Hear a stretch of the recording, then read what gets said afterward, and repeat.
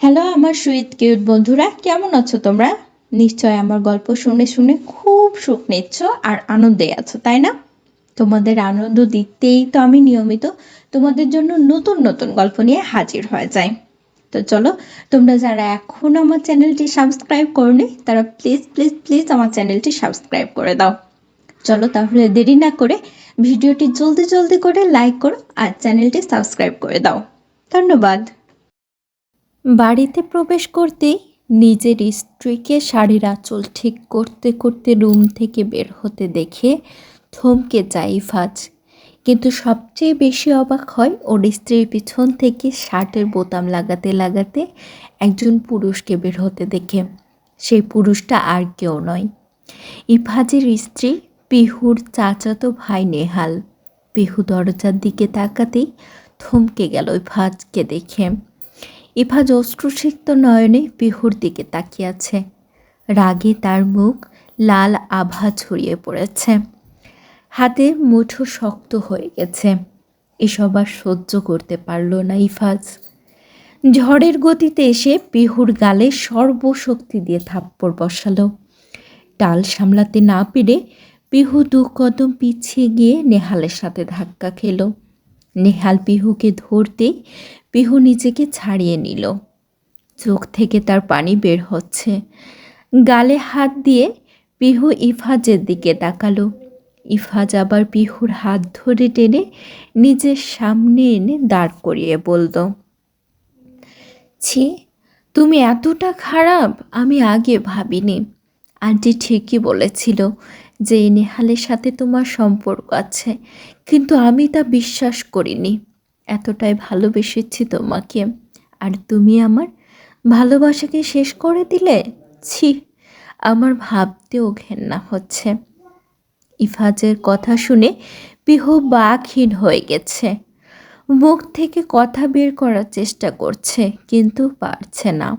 ইফাজ আবারও বলল, তোমার জন্য আমি আমার সব কিছু ছেড়ে এখানে এসেছি।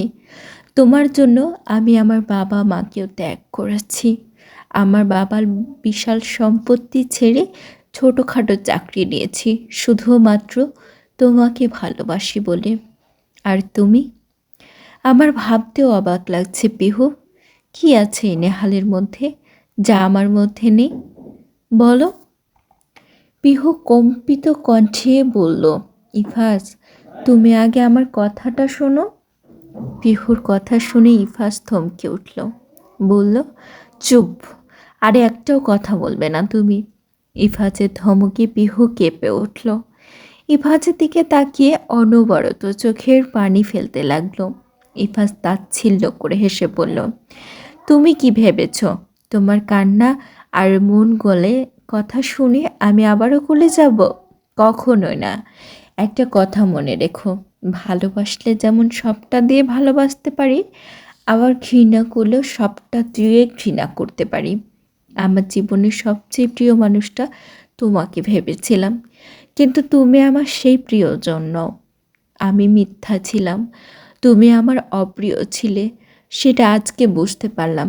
এই জন্য তুমি আমাদের সাথে ঘুরতে যাওনি, বাহানা দেখিয়ে বাড়িতে থেকে গেছো, তাই না? কথা বলতে বলতে ইফাজের গলা ধরে এসেছে। খুব ভালোবাসতো সে পিহুকে, কিন্তু সেই পিহু তার সাথে আজ এত বড় প্রতারণা করলো।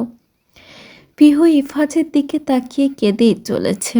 পিহু বলল, প্লিজ ইফাজ, সবটা চোখে দেখায় বিচার করাটা ঠিক না, একবার আমার কথা শোনো। সে রেগে গিয়ে বলল, কি শুনবো তোমার কথা? সবটাই তো নিজের চোখে দেখলাম, এতদিন মানুষের কাছ থেকে শুনেছি কিন্তু বিশ্বাস করিনি।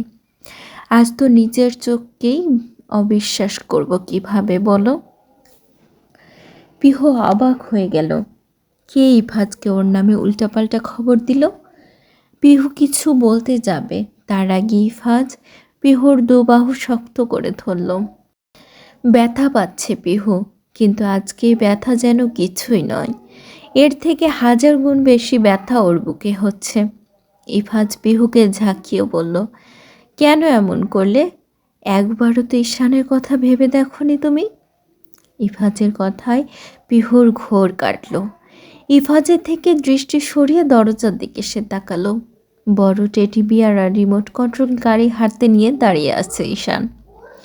পিহু আর ইফাজের একমাত্র ছেলে ঈশান, বয়স মাত্র 10। ঈশান হাতের খেলনাগুলো আঁকড়ে ধরে মায়ের দিকে তাকিয়ে আছে। পিহুর বুকটা ধক করে উঠল।